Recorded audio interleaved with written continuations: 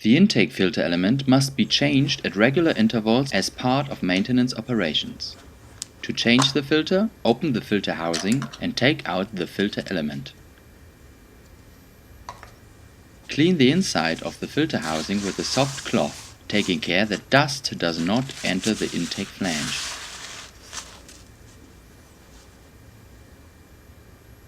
Replace the O-ring if it is damaged or cracked. Now insert the new filter element and close the filter housing cover again.